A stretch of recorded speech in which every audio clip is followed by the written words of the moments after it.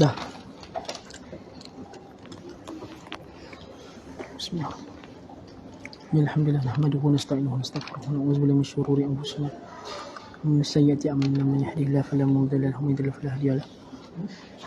Asyhadu an la ilaha illallah wa asyhadu anna Muhammadan abduhu wa rasuluh. Qala Allah ta'ala fi kitabil aziz. Ya ayyuhallazina amanu taqullaha haqqa tuqatih wa la tamutunna illa wa antum muslimun. Fa inna asdaqal hadits kitabullah wa khairul hadi Muhammad sallallahu alaihi wasallam. Wa syarrul umuri muhdatsatuha wa kullu muhdatsatin bid'ah wa bid'atin dhalalah wa kullu dhalalatin fi an-nar. Amma ba'd.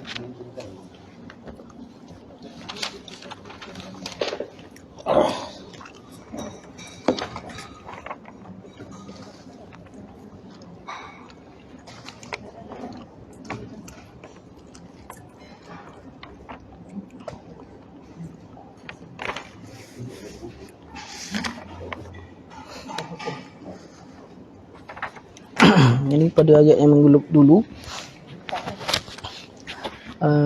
kita ulang kaji ringkas lah.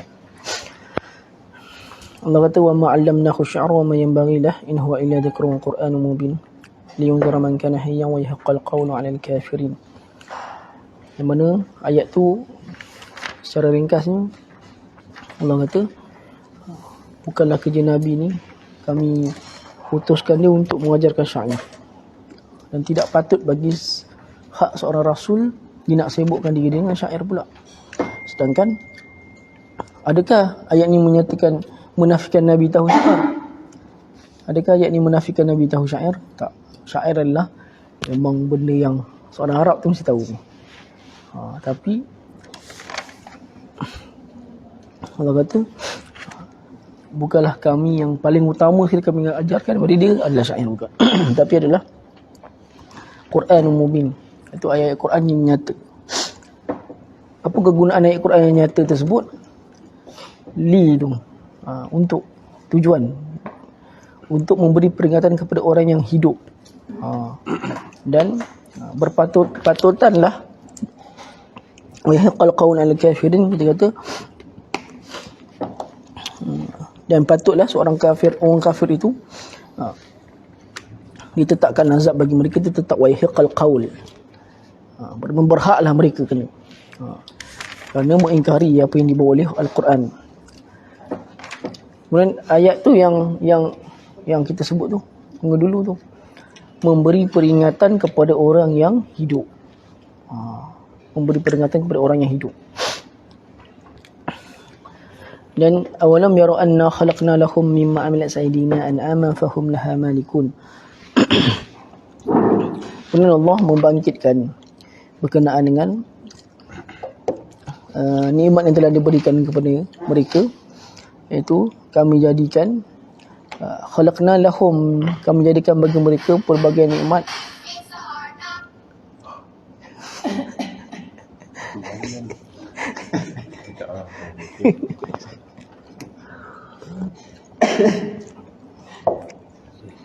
Dah. Yang mana kami jadikan bagi mereka segala nikmat dengan tangan kami. Okey. Itu dengan kekuasaan kami, kudrat kami.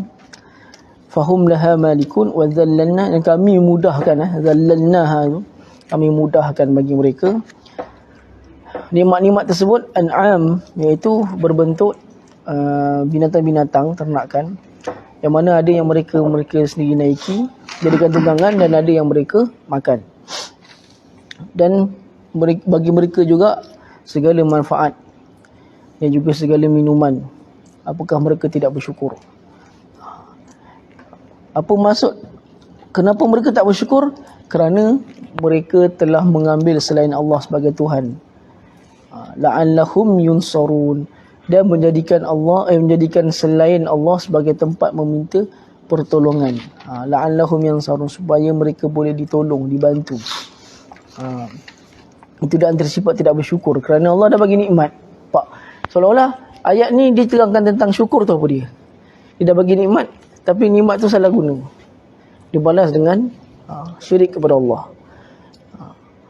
Jadi afala yashkurun, la yastati'una nasrahum wa hum lahum jundum muhdharun. Satu apa pun segala yang mereka jadikan sebagai pelindung-pelindung mereka dapat menolong mereka. Mana benda ni meliputi segala benda yang manusia jadikan sebagai tempat meminta pertolongan dan juga menggantungkan harapan. Sama ada berbentuk siapa? Manusia kan, tok-tok guru mereka kan, macam kita pada ini menjadikan tok-tok guru mereka sebagai tempat diorang gantungkan harapan. Kata tak apa, tok guru aku boleh bantu. Dia beranggapan adanya suatunya daya upaya lain yang boleh membantu dia. Hati dia tenang, hati dia rasa tenang, hati dia rasa macam tenteram dengan anggapan ada yang lain boleh bantu dia. Itu tak bersyukur. Kerana menjadikan selain Allah sebagai tempat meminta pertolongan. Kan? Sama ada tok-tok gurunya ke, ataupun saka ke, ataupun nombor-nombor ke kan. Tak kisah. Itu semua tu masuk. Kerana itu semua adalah Allah kata dalam surah Mu, inil kafiruna illa fi ghurur. Sesungguhnya itu semua adalah kepercayaan-kepercayaan yang tertipu. Kan, kepercayaan yang tertipu. Kita tengok dalam Facebook itu apa? Orang-orang di Kiev kat Ukraine, bila dah berlaku perang ni dia keluarkan balik Jesus nya patung. Dah Jesus nya patung dah lama tersimpan, dah dia orang tak jenguk pun. Tapi bila berlaku perang dia orang keluarkan balik. Tu yang dia kata itu adalah apa? Sangkaan-sangkaan mereka yang palsu. Kan, maksudnya adalah apa? Meminta, berharap kepada selain daripada Allah yang menjadikan dia dan juga tok nenek dia. Tapi bila berlaku musibah baru dia cari. Contohlah kita kata yang tu kan, wahum lahum jundum muhdharun. Dahlah tak memberi apa-apa pertolongan sebenarnya. Wahum lahum jundum muhdharun, tapi mereka pula bersiap untuk jadi berkhidmat untuk Tuhan tersebut. Seperti tentera yang taat kepada tuan dia kan. Jundum muhdharun. Mana muhdharun ni? Panggil tu datang. Maksudnya taat, mentaati, siap boleh mentaati lagi. Yang mana apa? Kita tengok kalau sejarah agama-agama yang ada, ini kita katanya syirik bukan sahaja berlaku kepada batu-batu, kayu-kayu dan juga segala benda-benda tersebut, tapi dia juga boleh berlaku kepada manusia itu sendiri. Agak-agak syirik kepada manusia itu bermula daripada apa? Syirik kepada manusia, menggantung harap kepada manusia lain melalui apa? Ta'assub. Ta'assub tu bahaya kan. Apa dia ta'assub? Berkata ya walaupun salah. Orang tu cakap salah pun, tok guru tu kan.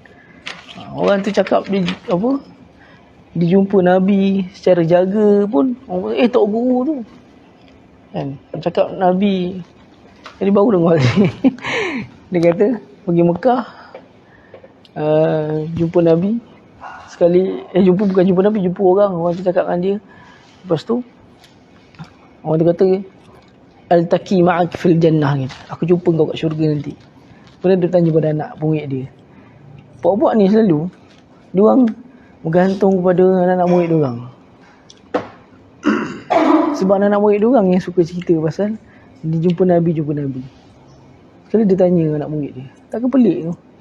Kata anak murid dia kata, yang Tok Guru jumpa tu Nabi. Saya tengok pattern selalu macam tu. Contoh macam Al-Arkam dulu, Abu Ya. Tu Al-Arkam kan, Abu Ya Al-Arkam. Dia tu dia menjumpai, dia jaga kesetiaan kepada pengikut dia dengan menjaga bahawa dia boleh berjumpa Nabi secara jaga. Tetapi sebelum dia yang mampu jumpa, dia bergantung harap kepada anak murid dia. Sebab dulu saya masa kat Morocco dulu, saya suka bantai geng-geng ni kan. Orang kata berperang dengan geng-geng ni dulu. Sebab ada orang Arkam dulu kat Morocco, pelajarnya ada yang Arkam. Rupanya baca balik sejarah Abu Ya ni sebelum dia mendakwa dia boleh jumpa dengan Nabi secara jaga, anak murid dia dulu yang jumpa. Anak murid dia dulu nak dakwa. So dia nak jumpa apa-apa dengan Nabi, dia jumpa anak murid dia dulu. Dia suruh anak murid dia cakap. Lepas tu bila anak murid dah tak nak terlibat dengan pertubuhan tu, dia pula mendakwa dia boleh jumpa. Sama juga dengan kes ustaz budak tu kan. Dia cakap pasal jumpa Nabi saya jaga tu sebab anak murid dia yang jumpa. Kau takkan pelik buat-buat ni, anak murid dia yang jumpa sebenarnya. Patut kau letak guru lah, kau dakwa dulu kau diri kau kan. Ni dia bergantung pada anak murid dia yang jumpa tu. Sama juga buat ni. Jumpa. Jadi bila orang apa ta'assub kepada seseorang, tak mustahil lama-lama orang tersebut akan bertuhankan tu secara tak sengaja. Macam mana bertuhankan dia secara tak sengaja? Macam yang hadis yang pernah saya bacakan dulu lah. Mungkin dah banyak kali hadis tu saya baca. Tentang Adi bin Hatim yang datang menjumpa Nabi SAW. Dan dia kata, wattakhazuna urahbanahum arbaba min dunillah. Mereka menjadikan daripada mereka tuhan-tuhan selain Allah. Dan Adi bin Hatim kata, ma na'buduhum. Kami ni tak menyembah mereka pun. Tapi kata, apa tuhallilunal haram wa tuharrimunal halal. Engkau ikut mereka cakap, engkau menuruti mereka menghalalkan yang haram dan mengharamkan yang halal. Fazalika ibadatukum iyyah. Itu adalah ibadat kalian kepada mereka. Maknanya terus ngikut betul-betul apa Tok Guru sebut. Itu adalah ibadat kita kepada dia. So di situ bermula ta'assub. Kan? Dan dari mana wujud ajaran sesat? Ajaran sesat boleh mula macam mana? Ta'assub lah. Ta'assub tu apa saya sebut tadi? Iaitu apa pun orang tersebut kita kan. Kita tak timbang mengenai neraca Al-Quran dan Sunnah. Kita percaya membuta tuli pada orang. Kan? Nak mengumpul orang secara antara modus operandi ajaran sesat. Satu dia mengumpul pengikut.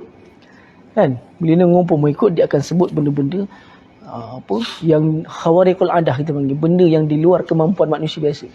Dia akan dakwa lah benda-benda macam tu. So orang pun mula percaya ta'assub sehingga Tok Guru dia salah pun kan, ini kita tak sebut di sudut syirik bertuhankan manusia ni.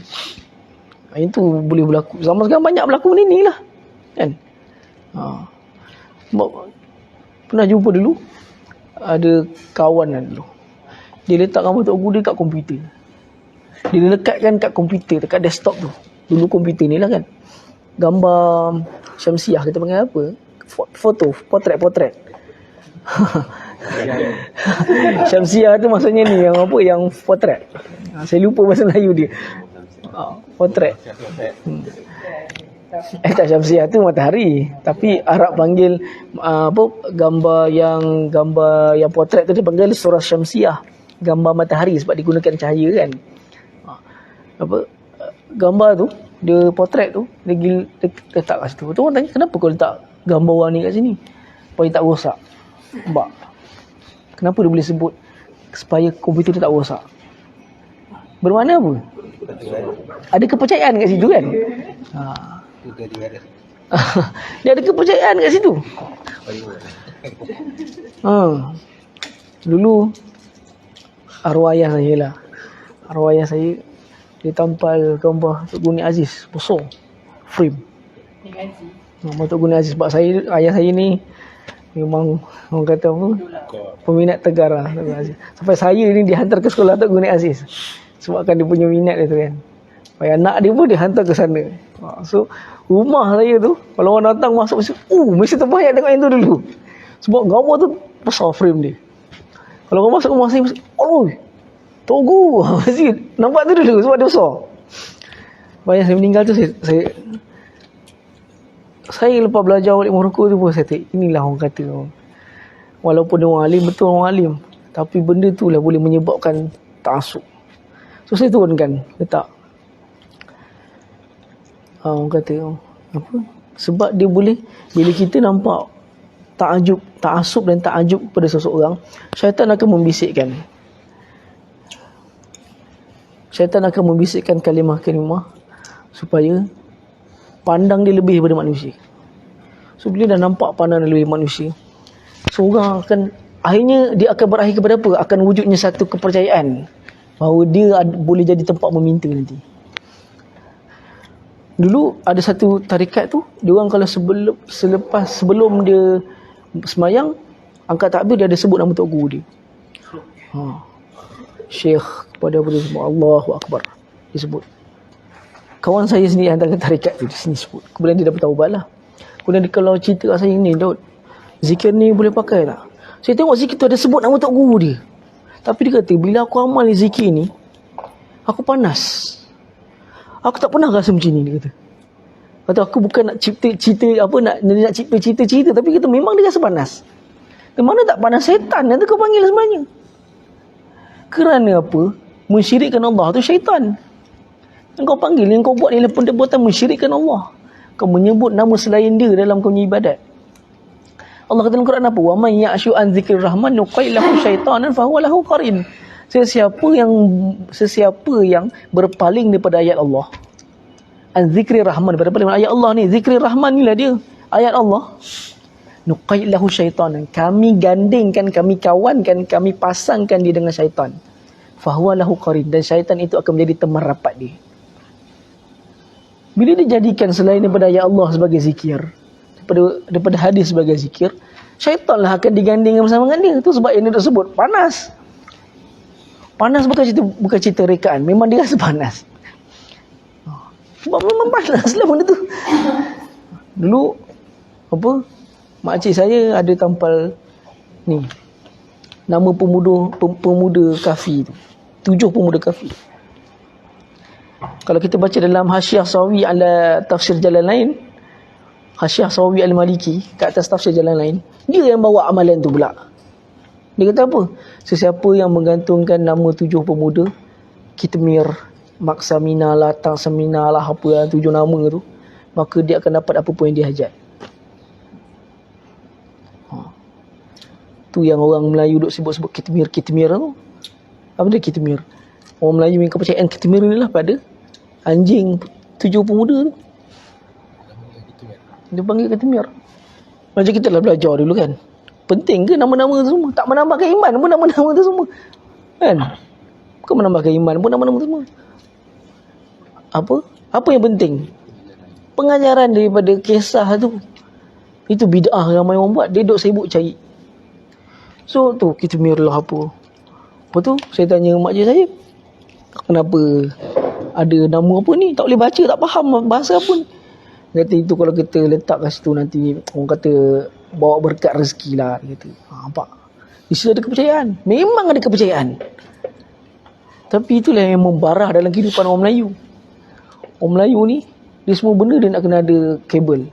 Saya pakai ibadat pun dia pakai kabel juga. Kan? Dia nak anak dia masuk universiti pun pakai kabel. Dia nak nak dapat kerja pun dia pakai kabel. Dia nak buat ibadat pun dia pakai kabel juga. Itu kata, tapi orang kata 7 pemuda tu. Satu itu pelaris tu, ramai banyak kedai buat benda tu.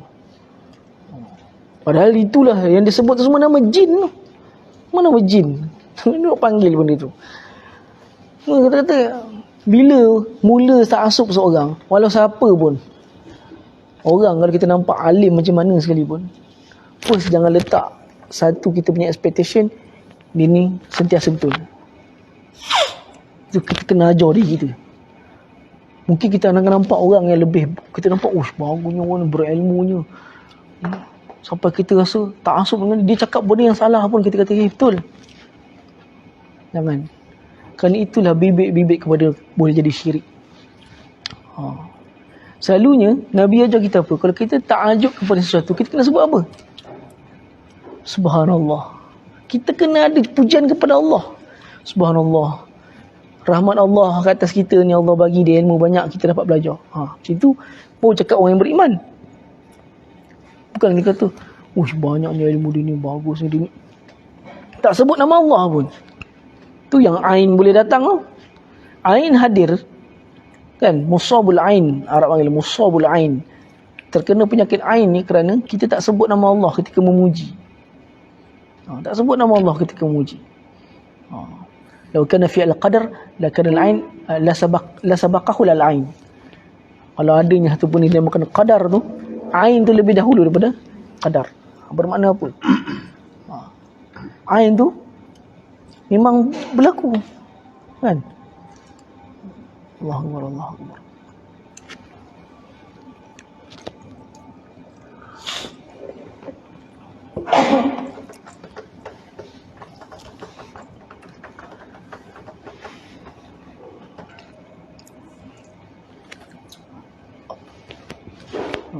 Yang sebab kau tukarkan nikmat tersebut dengan mengambil Tuhan selain Allah. La'allahum yunsarun. So semayang tu saya doa. Masa iya kan nak budu tu saya doa. Tak ais. Hari 700. Doa macam tu. Lepas habis bagi salam. Baru bagi salam. Doa lepas salam dengan doa sulit. Buruk ke. Semuanya adalah benda tu baik pada diri dia rasa. Sebab apa? Dia menggantungkan harapan kepada Allah. Merasakan ada penolong selain Allah. Itu pun sama. La'allahum yunsarun inilah sifat orang kafir. Allah kata mereka tak dapat menolong, tapi mereka pula menjadi hikmat kepada mereka macam tak ada daripada Tuhan. Wahum muhdarun, jundum muhdarun. Kan? Fala. Kemudian Allah cerita pula. Fa dekat situ penting tu, fa. Kan? Kan fala. Itu fa kita panggil sebagai selalunya lah kalau saya suka tafsir ni gunakan huruf dia tu, dia membantu tafsir huruf tu. Fa dekat situ dia panggil fa fasihah. Fa fasihah ni fa apa? Fa akibat. Apa kaitan dia? Kaitan dengan ayat sebelum. Fala yahzunka qauluhum. Maka janganlah kata-kata mereka menyedihkan kau Muhammad. Apa kata-kata mereka tu? Kata-kata mereka tentang mengambil penolong selain daripada Allah. Ayat sebelum tu lah.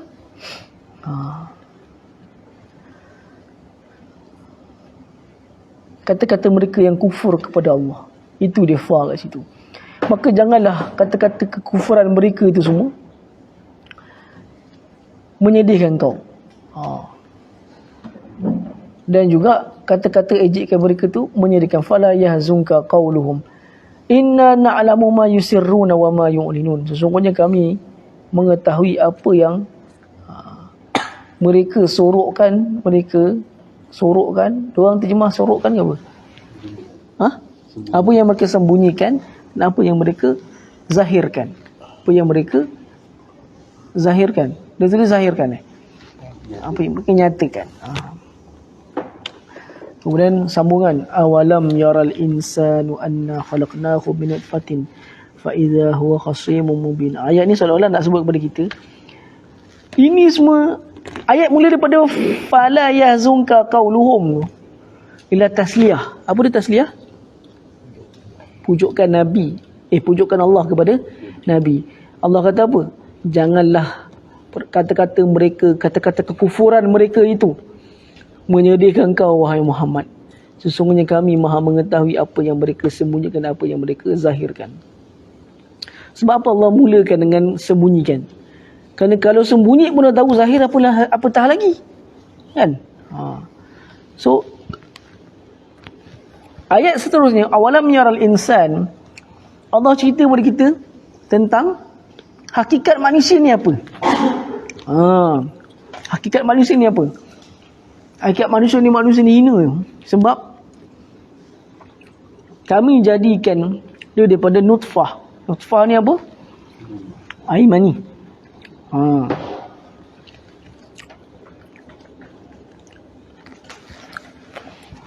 Okey, dalam tafsir ni ada sebut bahawa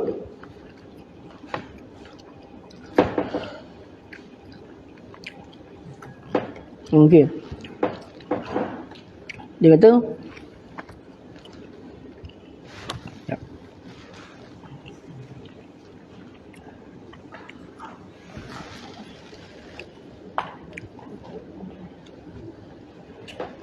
fa iza huwa khasimun mubin.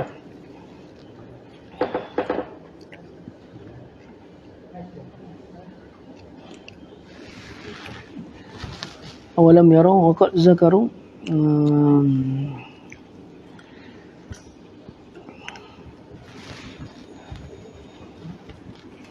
awalam yarau, apakah awalam yaral insan, apakah seorang manusia itu insan itu tidak melihat bahawa kami telah menjadikannya daripada air mani min nutfatin fa iza huwa khasimun mubin. Tapi mereka ni khasimun mubin. Mereka ni suka berbantah-bantah. Kita kata khasim. Khasim ni kita kata gaduh. Khasama ni kan, khasama kita kata gaduh lah.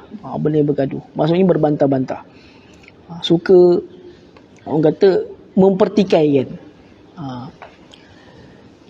Fa iza huwa khasimun mubin. Itu di antara Allah kata sifat manusia memang macam tu.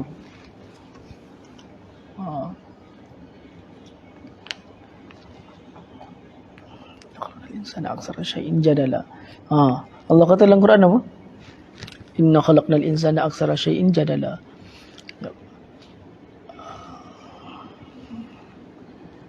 Jadala.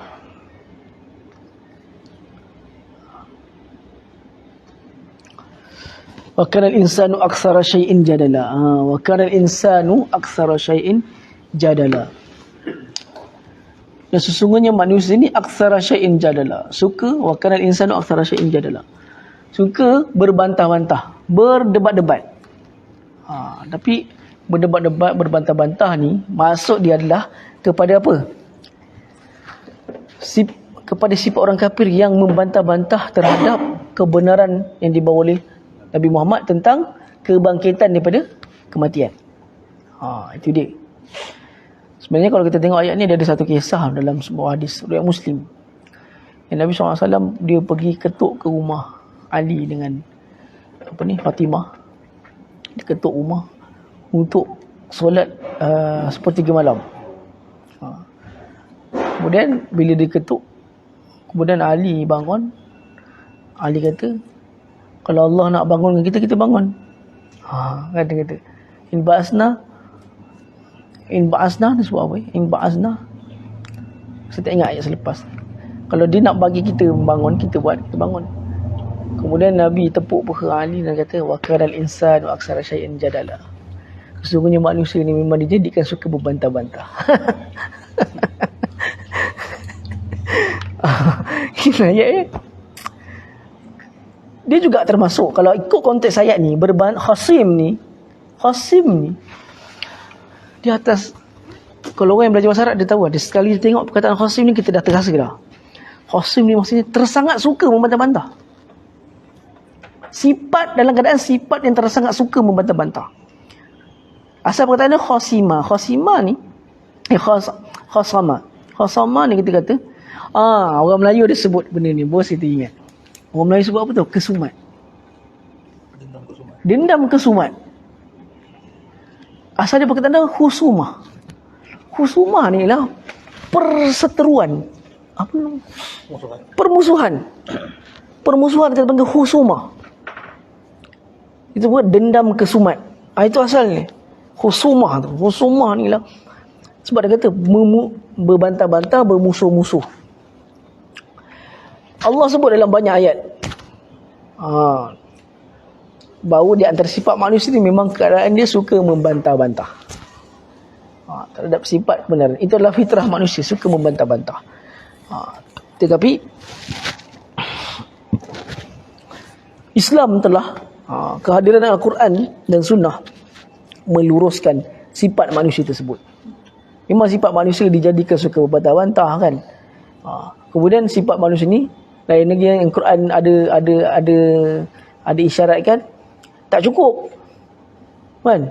Dah bagi satu jambatan emas pun tak cukup. Itu pun masih tak cukup juga bagi dia. Jadi memang tu, tapi atas fitrah tersebutlah Quran dan Sunnah betul kan berbantah-bantah ni. Apa ni? Berbantah-bantah memanglah satu sifat manusia. Maka diluruskan dengan beriman kepada apa yang dibawa oleh Rasul. Apa? Wa ma atakumur rasul fahuzu. Apa yang dibawa oleh Rasul maka kau ambil lah. Wa ma naha anhu fajtanibu. Dan apa yang dilarang kau jauhilah. Itu adalah sifat dia. Fa iza huwa khasimun mubin. Sesungguhnya manusia itu dalam keadaan suka. Kalau situ diorang terjemah apa? Khasim tu. Ha? Menentang. Lagi? Ada bermusuh. Seorang musuh. Lagi? Membantah. Okey. Membantah-bantah. Okey.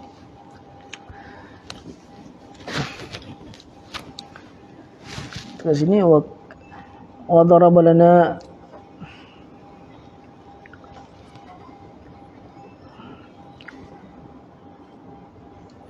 ya.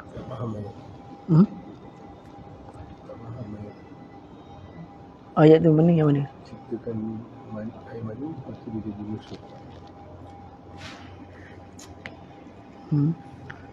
Awalam yara insana khalaqnahu min okey. Ayat tu macam saya sebut tadi lah. Allah seolah-olah nak sedarkan manusia balik bahawa yang kau menjadikan Tuhan selain Allah sebagai tempat meminta pertolongan. Nikmat-nikmat yang aku dah bagi, engkau tukarkan nikmat-nikmat tersebut dengan meminta pertolongan. Allah nak sedarkan bahawa engkau ni sebelum engkau ni lahir dalam keadaan yang hina. Sebab tu Allah kata air mani tu Allah guna ma'im mahin, air yang hina. Engkau ni tak ada apa-apa pun. Allah seolah nak cakap kita ni tak ada apa-apa pun. Seolah Allah nak sedarkan kita ni, kau ni tak ada apa-apa. Dulu ada satu riwayat mengatakan fa kaifastakbartumun nas, bagaimanakah manusia ni boleh nak rasa sombong, waqad kharaja min makhrajil bawli marratain, sedangkan manusia ni dia keluar daripada dua kemaluan sebanyak 2 kali. Dia keluar daripada tempat kemaluan sebanyak 2 kali. Satu, dia keluar daripada alat sulit zakar. Kemudian dia keluar daripada faras ibunya. Mata stakbartumun nas. Apa hal manusia ni nak bangga, sedangkan dia keluar pun daripada tempat yang hina sebanyak 2 kali. Tempat yang hina tu Allah panggil tu ma'im mahin, air yang hina. Sebab apa disebut perkataan tu sebagai hina? Kerana ini adalah satu simbolik Allah kata engkau ni tak payah nak sombong. Kau ni hina, kau datang daripada air yang hina sahaja. Itu sebab Allah namakan sebagai nama air yang hina. Untuk nak mengingatkan manusia bahawa kau tak perlu nak sombong. Sebab engkau ni, aku yang jadikan datang daripada air yang hina. Dah lah jadikan air yang hina, Allah seolah nak bagi sedar kepada orang-orang kafir ni. Dan orang yang bukan setakat orang kafir, siapa-siapa yang menjadikan selain Allah sebagai tempat gantung harapan, sebagai tempat meminta pertolongan, engkau ni jadikan daripada air yang hina, nutfatin, adalah jadi air yang hina, tapi suka membantah-bantah. Ayat Allah yang datang secara terang, kau suka membantah-bantah.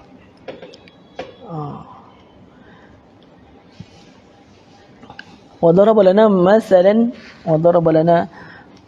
wa nasiya khalqah qala man yuhyil 'izama wa hiya ramim. Jadi ayat tu dia lebih kepada sebagai satu ungkitan, mengungkit kepada itu orang kata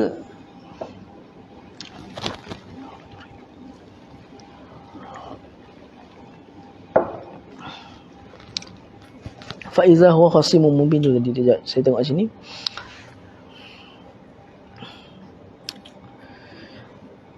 bil insil jins wal khasm min mukafir al munkar al ba'as mutlaqan. Alam yara anna khalaqnakum min akhir syai'in wa amma fa'azarahu usuman fi amrina syubsati. Okey, betul lah. Seolah Allah nak kata, apakah mereka tidak melihat tentang kejadian awal mereka itu daripada air yang hina, tapi mereka nak berbantah-bantah atas suatu kebenaran. Kebenaran tu dah ada depan mata, tapi berbantah-bantah. Cuma tafsir ni ada sebut lain sikit lah. Dia ada sebut pasal khasim dekat sini dia terjemah lain. Khasim tu patutnya bermusuhan ataupun berbantah-bantah. Tapi dalam sini, dalam tafsir Wasit, dia kata khasim tu kafir. Kafir tu boleh bagi. Dia kata sesungguhnya manusia ni kafir ni, kata tak percayalah. Kafir yang nyata. Orang kata kafir dengan maksud apa? Mengingkari kebenaran al-ba'ats.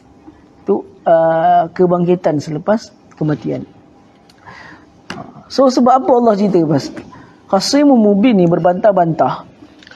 Berbantah-bantah ni kait dengan ayat lepas pula. Sebab lepas Allah nak cerita pasal kebangkitan daripada kematian. Allah kata, maksudnya wadaraba lana mathalan wa nasiya khalqa qala man yuhyil izama wa hiya ramim. Apakah manusia ini yang jahil, yang suka berbantah-bantah dengan perkara kebatilan? Dahlah itu. Kami daraba lana mathalan wa huwa fi ghayatil gharabah haitsu ankara qudratan ala ihya'il mauta. Berbantah-bantah sebab apa?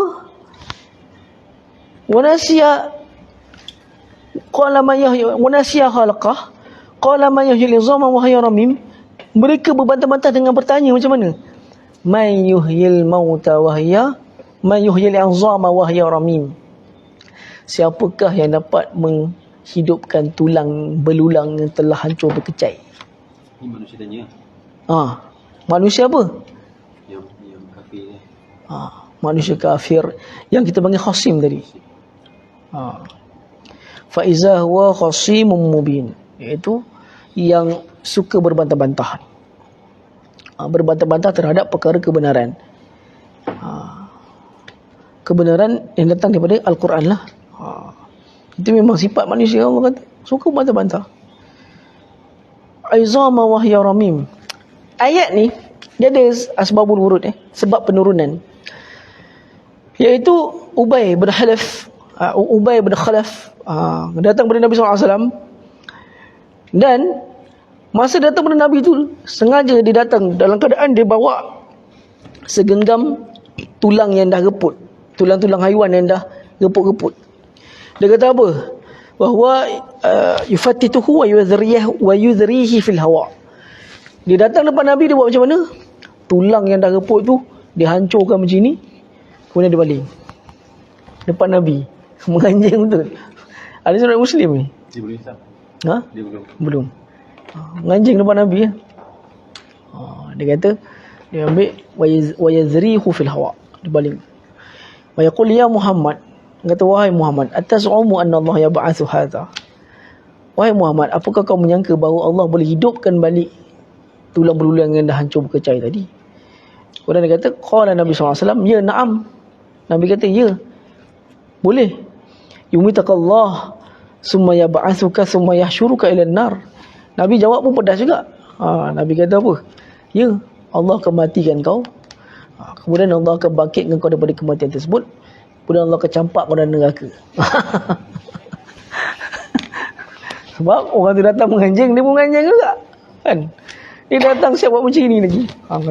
Tuhan kau boleh hidupkan balik ke macam ni? Kan? Ramim ni pun sama juga. Perasan tak? Khasim dia punya apa? Baris dia sama dengan Ramim. Baris bukan perkataan, baris. Kan? Ramim, Khasim. Kan? Sama kan? So kalau kita jumpa perkataan macam tu, dia selalunya bermaksud, orang kata apa? Dalam keadaan dia boleh jadi banyak maksud. Antara maksudnya berkecai. Sangat kan? Maksud sangat. Maksudnya berkecai. Tulang belulang yang sampai jadi habuk sekali tu pun Allah boleh bangkitkan dia. Sebab hadis tadi tu sampaikan dia hancurkan dia buat. Allah kata Nabi Rasulullah SAW, ya. Itu yang hadis yang kita baca kan. Dulu saya banyak kali baca hadis. Yang apa? Nabi kata likulli ummatin a'yad. Setiap umat tu ada hari raya mereka. Dan Nabi kata hari raya perayaan bagi orang Islam pula adalah pada hari Jumaat. Dia kata sallu alai. Selawatlah engkau kepada aku pada hari Jumaat tersebut. Selawat aku banyak-banyak pada Jumaat tersebut. Kemudian sahabat tu tanya, apakah apa? Saya ingat depan Arab dia apa sebut. Dia kata apakah sampainya selawat tersebut wa innaka qad arrimta. Wa innaka qad armimta dalam satu riwayat lain. Dalam riwayat Muslim sebut armimta. Dalam satu riwayat lain sebut arimta. Walaupun engkau dah hancur. Adakah sampai selawat tersebut walaupun kau dah hancur nanti? Kerana Nabi pun sebut, walaupun aku dah wa inni qad arimtu, walaupun aku dah hancur. Tapi bukan, disuruh silap. Nabi sebut apa? Fa innal arda la ta'kul ajsadal anbiya. Sesungguhnya bumi ni tidak akan memamah jasad-jasad para nabi. Kau selawat kita kepada Nabi Muhammad SAW tetap akan sampai walaupun Nabi itu arrimta, dia kata, walaupun dia dah hancur. Dia tanya, walaupun kau dah hancur. Sedang itu Nabi sebut, bumi tak akan memamah jasad para nabi. Bumi tak akan hancur. Tu yang ada satu seorang ustaz, bukan ustaz, Syekh Sufi kat Yaman, Syekh Habib Ali Al-Jufri tu, yang terkenal Habib Ali Al-Jufri tu. Dia kata Nabi ni masih hidup dalam kubur dia. Sebab hadis tu tak cerita pun pasal Nabi ni masih hidup. Hadis ni cuba sebut, Allah kata dalam Quran apa, innaka mayit wa innahum mayitun. Engkau ni akan mati sebab engkau mati seperti mana manusia lain semua mati. Innaka mayit wa innahum mayitun. Engkau akan mati sama seperti manusia lain akan mati. Tiba-tiba dia kata saya ingat masa tu Syekh Habib Ali Jufri sebut dalam ni tau, dalam TV. Saya dengar ceramah dia masa tu. Dia kata apa? Bal hayyan fi gabrihi, dia kata. Bahkan Nabi masih hidup dalam kubur dia kata. Diorang percaya Nabi masih hidup lagi dalam kubur. Sebab dia kata sesungguhnya bumi tidak akan memakan jasad para nabi, tapi bumi tidak akan makan jasad para nabi yang telah mati. Kan? Bukannya dia faham bumi tak akan makan jasad nabi, maka dia masih hidup lah. Pelik pemahaman ni tu. Pemahaman yang mengeluarkan nabi dan rasul daripada kemanusiaan manusia dia adalah bid'ah, adalah benda yang sesat. Mengeluarkan dia daripada kemanusiaan dia. So, orang anggap Nabi masih hidup lagi tu. Pelik buat supi ni. Tu kata tulang belulang yang telah hancur tu pun Allah boleh hidupkan. Kemudian ayat apa? Qul yuhyihal ladzi ansha'aha awwala marrah. Katakanlah wahai Muhammad, qul yuhyihal ladzi. Kenapa ayat ni dimulai dengan qul? Katakanlah. Ada hadis tadi. Katakanlah wahai Muhammad kepada mereka. Yuhyihal ladzi ansha'aha awwala marrah. Allah akan menghidupkan alladzi ansha'aha, apa-apa yang dijadikannya awwala marrah.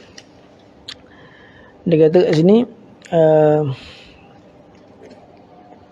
katakanlah wahai Muhammad, katakanlah wahai Rasul kepada orang-orang yang jahil tersebut, kepada orang yang mengingkari adanya kehidupan semula selepas kematiannya, bahawa yang menghidupkan kembali segala yang telah mati tersebut Allah. Alladhi awjadaha minal adam duna an takuna sya'an mazkura.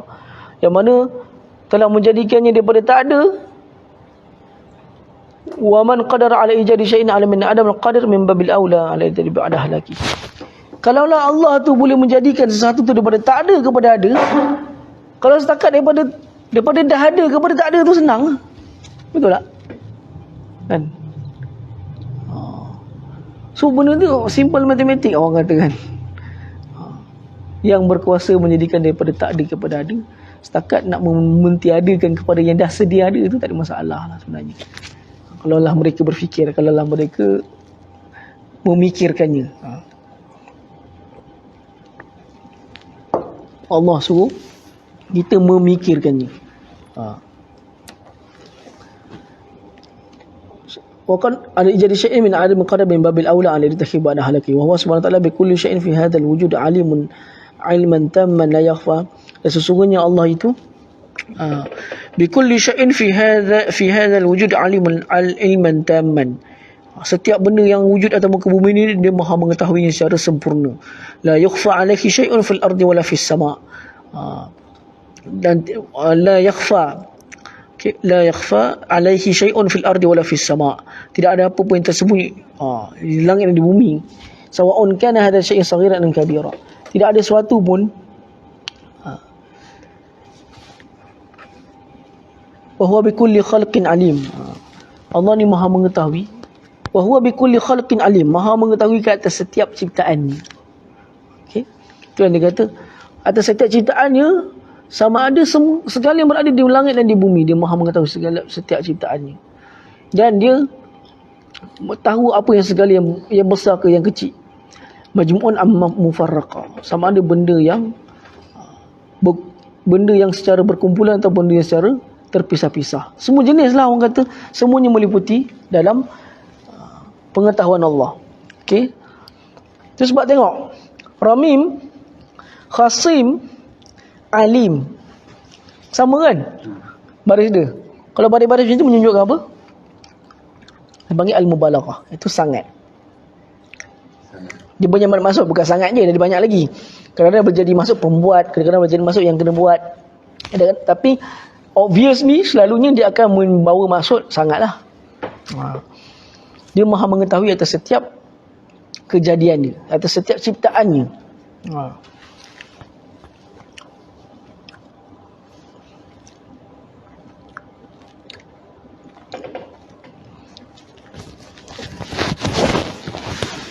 Berkatanya Imam Syaukani, Abu Hanifah dan sebahagian ashab Syafi'i menggunakan ayat ini, ma yuhyil izama wa hiya ramim,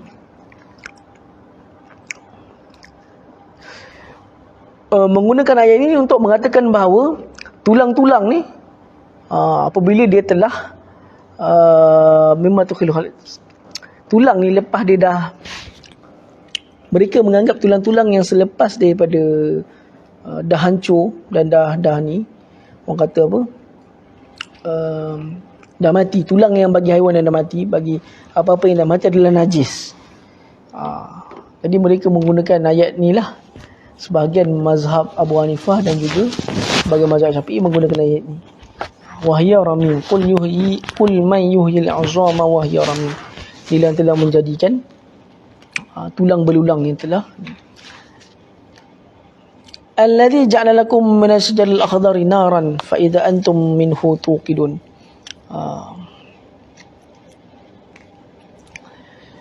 Dan dia kata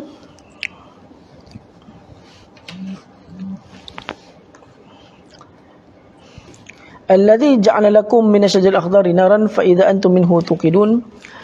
Ini juga menjadi dalil tentang kemungkinan berlakunya tentang keharusan berlakunya kebangkitan selepas Allah kata allazi ansha'aha awwala marrah. Dia kata tulang belulang yang telah mati itu adalah dijadikan dijadikan semula oleh yang menjadikannya pada awal marrah, pada waktu sebelum kejadian dia. Macam kita sebut tadilah, kalaulah yang daripada tak ada tu kepada ada wujud, itulah Tuhan yang sama yang menjadikan kembali kepada yang telah mati. Kan? Daripada yang dah tak ada, dia ada, kemudian dia tak ada, nak ada balik tu dah, itulah Tuhan yang sama. So benda tu sebenarnya simple, orang kata boleh faham, secara logik pun boleh faham, betul tak? Kalaulah ada berkuasa yang buat yang tu, setakat nak buat yang ni, lagilah boleh. Kan? Sebab kita sendiri nampak dengan mata kepala kita sendiri, kita dijadikan daripada tak ada apa-apa. Sebelum kita tak wujud, kita berada di alam ghaib tu, kan? Kemudian Allah jadikan kita daripada kita tak ada, pun kita ada. Itu kalau kita nak cakap yang tu, lagi rasa mustahil, betul tak? Kalau setakat yang dah siap, kita dah ada, kita dah hidup ni, kemudian kita mati, hidup balik, lagilah senang. Tak ada apa. So, katakanlah kepada mereka, wahai Muhammad, yang akan menghidupkan tulang belulang yang telah mati itulah Tuhan yang Tuhan yang telah menghidupkan kamu daripada kali pertama, pada awal. Fahuwa bikulli khalqin alim. Dia maha mengetahui ke atas setiap makhluk ciptaan dia. Dia maha mengetahui ke atas setiap makhluk ciptaan dia. Alladhi ja'ala lakum minas syajaril. Jadi Allah cerita pun lagi dalil yang seterusnya. Syajaril akhdar Izdar bil akhir intaqal min syaradal minhuma syajaratul murah wal afar yang batu bil ardil hijaz wa yati Min arada. Dia juga telah menjadikan bagi kamu daripada syajarul akhdar, kita katakan pokok yang muda ataupun pokok yang segar. Terjemah apa situ? Hijau. Ialah hijau melambangkan kesegaran lah kan. Pokok yang hijau, pokok yang akhdar tu memang fresh, segar lah kan. Yang segar. Naran. Dia mengatakan ini kepada apa? Kayu api lah. Kami jadikan daripada pokok yang segar tersebut boleh menjadi bahan bakar kepada api. Alladhi ja'ala lakum misal al-ahdari naran fa idza antum minhu tuqidun. Yang mana kalian menjadikannya sebagai bahan bakar. Tuqidun ni, tuqid. Ayat ni memang kita kalau ikut bahasa Arab lah, kita kata kalau ikut ilmu balaghah dia kadang-kadang Allah gunakan perkataan yang terus dah jadi satu. Dia cerita benda satu, tapi dia terus ceritakan kepada natijah benda tersebut. Contoh dalam surah Yusuf, bila Nabi Yusuf masuk dalam penjara, dia jumpa dengan dua orang pemuda. Seorang mimpi apa? Mimpi dia disambar roti, dia bawa atas kepala, disambar oleh seekor burung. Seorang lagi apa? Ra'aitu inni a'saru khamra. A'siru khamra. Aku telah melihat aku memerah arak. Itu di antara cara style bahasa ayat Quran. Dia panggil, Allah sebut benda yang dah jadi, tetapi dia bermaksudkan benda yang sebelum kejadian tersebut. Maksudnya dia memerah apa? Anggur menjadi arak. Tapi Allah gugurkan anggur, dia terus kata aku memerah arak. Macam ni juga, aku menjadikan mereka, bagi mereka pokok yang segar kepada api. Dia nak menunjukkan kepada natijah dia apa, iaitu bahan bakar. Dan juga Allah kata, aku turunkan rezeki daripada langit. Mereka ada ke ketam rawa tu turun daripada langit? Kan? Sebenarnya apa? Aku turunkan apa? Bila Allah kata aku turunkan rezeki daripada langit, aku turunkan apa? Hujan. Hujan yang menumbuhkan rezeki. Dia akan sebut hasil, tapi dia masukkan sebelum hasil. Kadang-kadang macam tu ayat dia. Kadang-kadang dia akan gunakan ayat lain lagi, macam apa lagi. Ini jenis-jenis macam inilah ayat ni macam tu.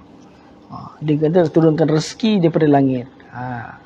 Ataupun kadang-kadang dia akan guna ada dalam hadis pada sebut inna narkabul bakhra. Tentang hadis yang Nabi sebut, sesungguhnya binatang laut ni dia punya bangkai pun halal, tuhur, suci, tak najis.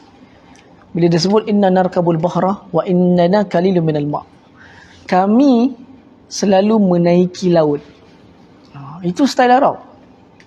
Dia akan gugurkan satu perkataan, tapi kita tahu maksud dia apa.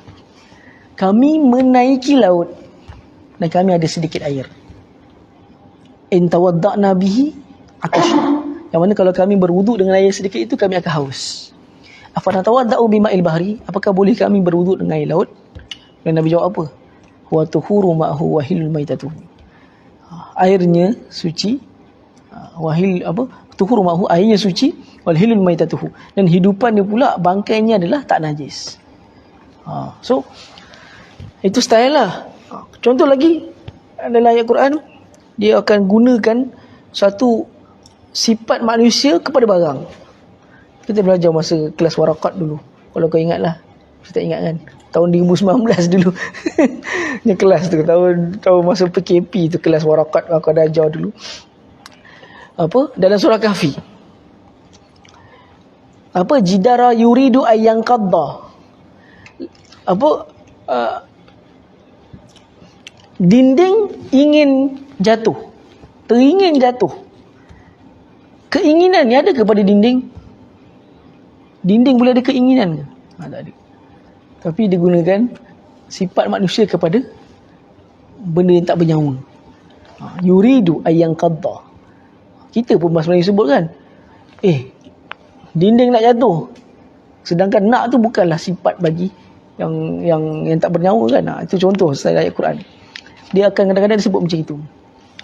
Dia akan sebut benda yang akhir, tapi dimasukkan benda yang sebelum. Kadang-kadang juga dia akan sebut macam mana?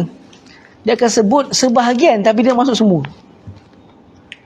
Kan? Contoh, Allah sebut daging babi. Tapi dia bermaksud apa? Keseluruhan babi tersebut. Tapi dia sebut daging. Tapi mazhab Zahiri kata ada sebab Allah sebut daging. Sebab apa? Yang bermasalah pada seekor babi itu adalah pada daging dia sahaja. Sebab dia orang mengharuskan kulit dia boleh pakai, tulang dia pun boleh pakai. Kulit babi ni kan, kalau dah disamak, boleh buat kasut. Itu pandangan Zahiri. Bahkan dalam sebahagian Hambali pun berpandangan macam tu.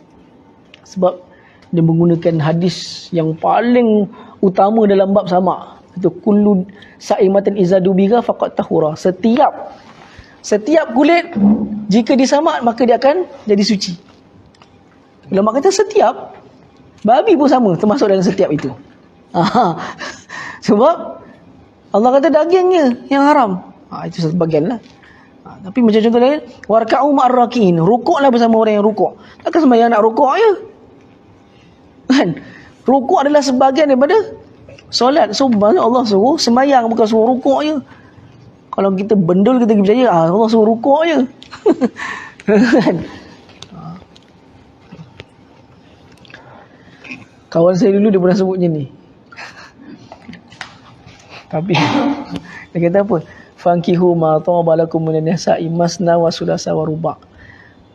Apa, kahwinilah perempuan-perempuan tu 2, 3 dan 4. Allah sebut 2 dulu dia kata.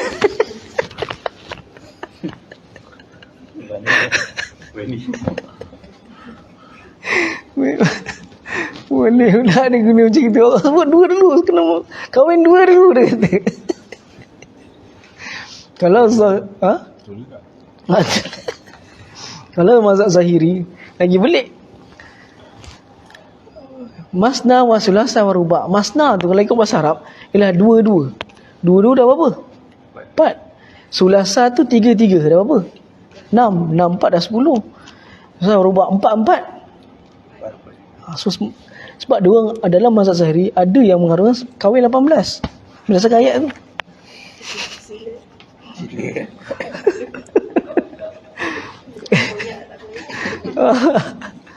Kahwin 18 kita sebenarnya.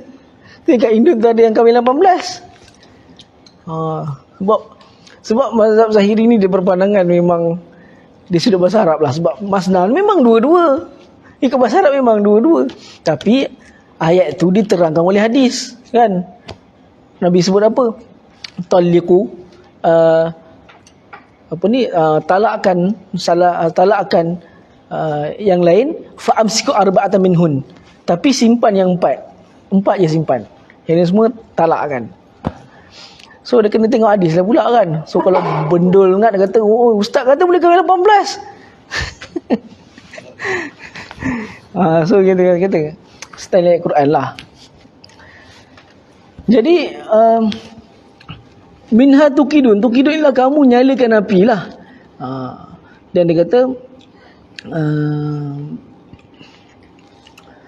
katakanlah wahai Muhammad, wahai Rasul, kepada orang-orang yang mengingkari kebangkitan, bahawa Allah telah menghidupkan jasad-jasad yang telah mati seperti mana kami telah jadikannya pada kali pertama, dan juga dia juga menjadikan dengan rahmat dan juga kudrat dia daripada pokok yang segar, rataba nara, boleh digunakan untuk menjadi bahan bakar. Fa iza antum min hadha syajar al-akhdar tuqidun an-nar wa tanfa'una biki fi كثير من أهوال حياتكم وإذا فمن قدر على إحداث النار من الشجر الأخضر ما فيه من المائية المضادة لها كان أقدر على إعادة الأجساد بعد الفنانها. أي فإذا فمن القدر على إحداث النار من الشجر الأخضر فمن قدر على وإذن فمن قدر على إحداث النار من الشجر الأخضر ما فيه من المائية المضادة لها كان أقدر على إعادة الأجساد. Seolah-olah dia nak cakap macam ni. Apa ni? Seperti mana? Allah cerita seperti mana? Kan macam saya dah sebutkan dulu. Selalunya Allah ni kalau beri permulaan benda yang berkaitan berlekat dengan kehidupan Arab tu sendirilah. Seperti mana kalian yang apa ni menjadi boleh menyalakan api daripada pokok yang segar, pada pokok yang sebab pokok yang kita kata pokok yang segar ni kalau ikutkan antara pokok yang mati dengan pokok yang segar, mana yang boleh menyalakan api? Yang matilah kan. Tapi Allah cerita kat sini daripada pokok yang segar. So dalam ni sebut jadi pokok, kamu boleh jadikan benda yang daripada pokok yang segar tu boleh kamu nyalakan api. Bermakna kalaulah kalian semua mampu buat benda yang sepatutnya pokok matilah. Tapi pokok segar tu kamu boleh jadikan daripada api. Allah nak samakan seperti mana kalaulah dia daripada yang awal tu dia boleh buat. Takkanlah kan. Benda yang patutnya kau ambil pada pokok yang mati tu, faham tak? Perumpamaan yang dibuat. Kenapa Allah sebut pasal kau daripada pokok yang hidup segar bugar tu kau boleh jadikan api? Kenapa dia tiba-tiba cerita pasal benda tu? Sebab dia nak kaitkan dengan apa? Kemampuan menghidupkan yang mati kepada hidup kembali. Seolah-olah kalaulah sepatutnya pokok mati tu yang senangnya hidupkan api, tapi kemampuan korang boleh buat sampai pokok yang hidup tu pun boleh jadi bahan api. Seolah-olah cakap kalaulah yang menghidupkan daripada tak ada kepada ada tu boleh buat. Mana Allah nak menguatkan lagi kemampuan, nak menceritakan pasal kemampuan tu. Kemampuan yang melebihi, yang sepatutnya boleh difikirkan secara logik akal. Kalau aku mampu jadikan daripada tak ada kepada ada, setakat nak matikan dan hidupkan balik benda yang sedia ada tu senang. Dan digunakan perumpamaan tersebut untuk benda yang berlegar di kalangan mereka. Ay faman qadara ala ihdatsin nar min al-shajar al-akhdar ma fihi min ma'iyatil mudaddatin lahu kan aqdaru ala i'adatil ajsad ba'da fana'iha. Kemudian Allah pun ceritakan pasal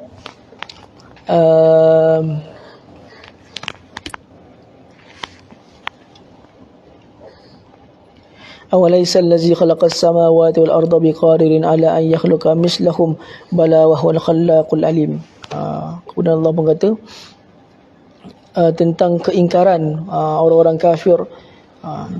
Itu sebab yang Allah cerita pasal apa ni? Allah pujuk Nabi supaya jangan bersedih dengan kata-kata mereka ni. Kata-kata mereka tentang apa? Kebangkitan dan juga tadi tu. Dan juga tentang menjadikan selain Allah sebagai penolong. Jadi mula daripada ayat 77 sampai 83 sampai habis, itu semua ayat tentang Allah membuktikan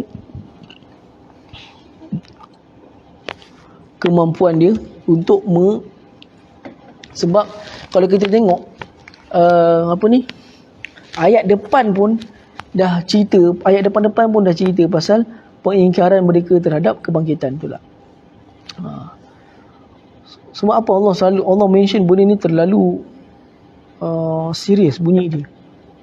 Sebab benda ni kalau ikutkan akal manusia yang tak berfikir, dia rasa memang mustahil. Kan? Tu disebabkan itulah orang boleh terjerumus kepada tak percaya tu lebih besar. Sebab Allah ceritakan dia secara serius, ceritakan dia secara membawa segala perumpamaan sekali.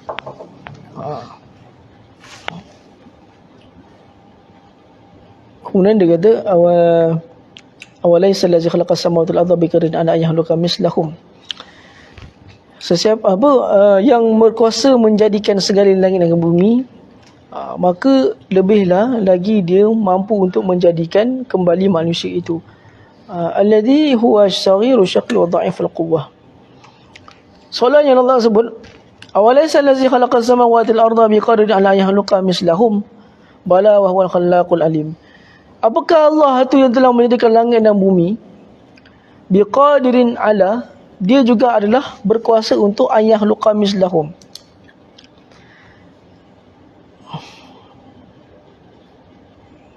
Yahluqa mislahum tu diorang terjemah apa?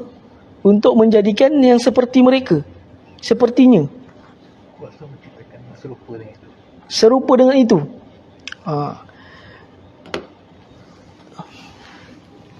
Seolah-olah nak cakap macam ni.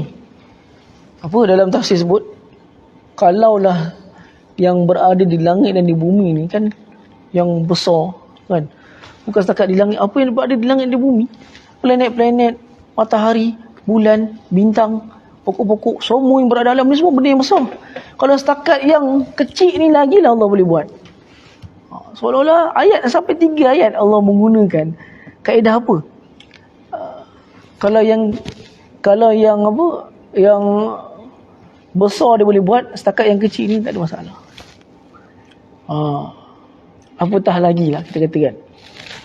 Itu adalah seolah Allah tunjukkan perbandingan ni kepada tiga ayat tu, dia tunjukkan perbandingan macam tu. Yang pertama dia kata apa?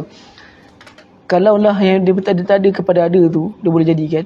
Setakat daripada ada kepada tak ada balik, kepada ada balik, lagi dia mudah dia nak jadikan. Kalaulah pokok yang kering tu sepatutnya lebih senang marakkan Nabi kan, tapi kamu yang kemahiran tu sampai boleh apa, seolah-olah Allah nak bandingkan, kalaulah apa, yang menguatkan tadilah, kalaulah benda yang mustahil tu pun korang patutnya mustahil pun boleh buat, setakat benda yang memang tak mustahil boleh berlaku boleh buat, tu lagilah senang dia nak buat kan. Benda yang sepatutnya mustahil tu boleh buat kan. Kalau setakat yang tu lagilah boleh buat. Kemudian dia kata pasal kalaulah yang besar tu dia boleh buat, setakat yang kecil tu lagilah dia boleh buat. So kalau kita fikir secara logik akal, macam manalah orang tak boleh masuk Islam? Sebab apa? Terlalu logik akal. Memang kita baca sekali pun kita dah tahu dah benda ni memang masuk akal. Masa memang boleh berlaku. Dah mati hidup balik. Selalu orang kata dalam game yang mati hidup balik kan. Tapi kita sendiri boleh faham, memang dah mati kemudian dihidupkan kembali tu memang tak mustahil boleh berlaku. Masalahnya ayat ni cerita dia jadikan tu daripada yang dah hancur tulang belulang yang dah hancur dimakan tanah, tu dia boleh jadikan kan, seperti mana seperti mana Allah nak menyatakan tentang kehidupan selepas kematian tu pada kisah Ashabul Kahfi tu kan. Dia dimatikan sekejap kemudian dia boleh hidupkan. So ada ulama kata itu seolah-olah satu simbolik kepada Allah nak menyatakan tentang keharusan berlakunya kehidupan selepas kematian. Kita panggil itu sebagai al-ba'ats. Ba'ats. Bala wa huwal khallaqul alim. Khallaq, dialah yang maha pencipta. Khallaqul alim. Khallaq itu macam saya dah sebut tadi, khallaq bukan. Khallaq ni dia pun sama juga. Dia di antara perkataan yang membawa maksud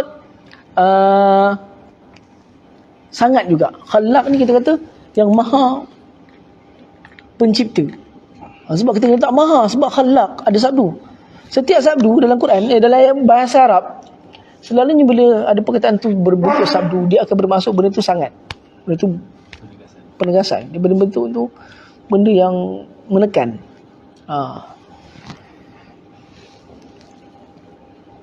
Dia kata khallaq kasirul makhluqat al-alim.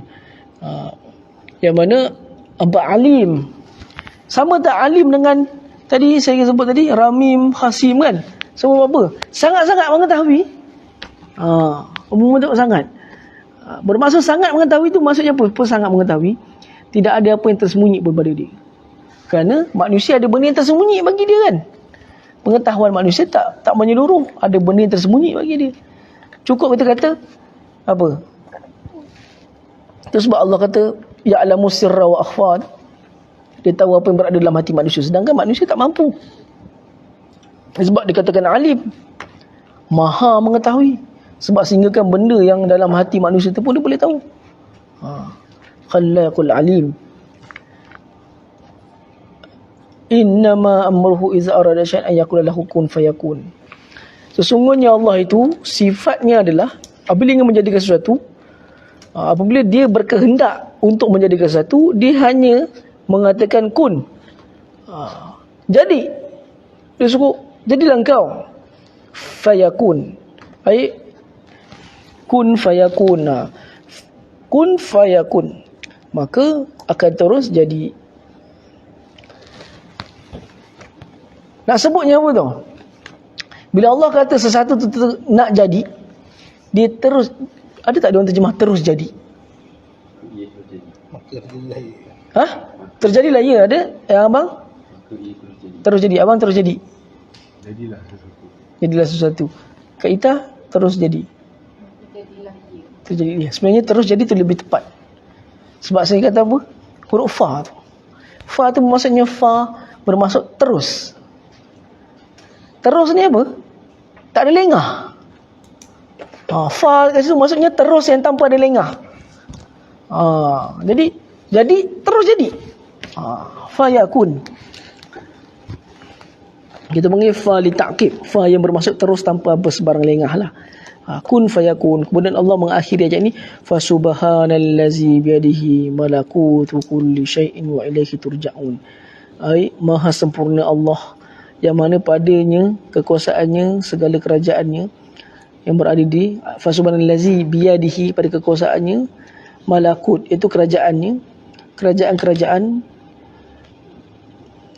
kulli syai'in wa ilaihi turja'un, dan kepada dialah tempat kembali. Iaitu an kulli ma yaquluhu al-kafir min adami qudratihi ala ihya'il mauta. Iaitu tentang apa? Tempat kembali wa kulli syai'in wa ilaihi turja'un, dan kepada dia lah kalian semua kembali. Masuk kembali kat situ apa? Mati dan kembali kepada dia. Bermakna apa? Tentang macam kisah saya dah sebut dulu lah. Kalau Allah sebut perkataan nusyur, dikembalikan. Kalau Allah sebut kamu akan dikembalikan, faham Bila Allah kata perkataan tu kamu akan dikembalikan, dia akan membawa maksud dikembalikan bersama akan dipersoalkan tentang perbuatan tersebut. Apa dia bang? Yes, itu yang sebenarnya. Yang apa Allah akan persoalkan? Tentang segala perkataan mereka yang mereka tak percaya dulu. Segala perkataan mereka yang mereka tak percaya tentang adanya kebangkitan. Itu pada perkataan nusyur, raja, kembali-kembali itu semuanya bermaksud apa?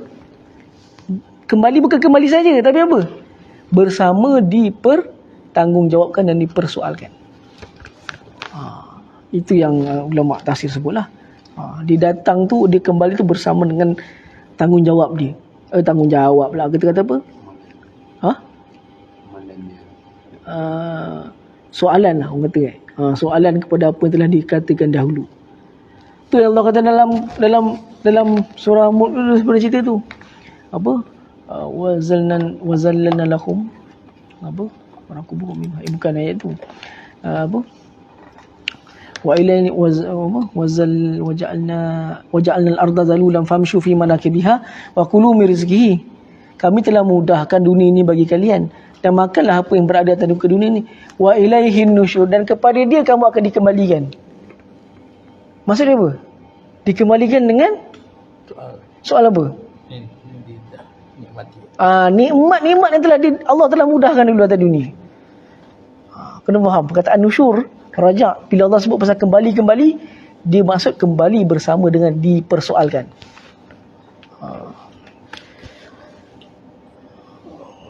Okey, habislah ayat surah Yasin. So surah Yasin ni kelas ada sikit lagi jam kita buat refleksi. Boleh refleksi?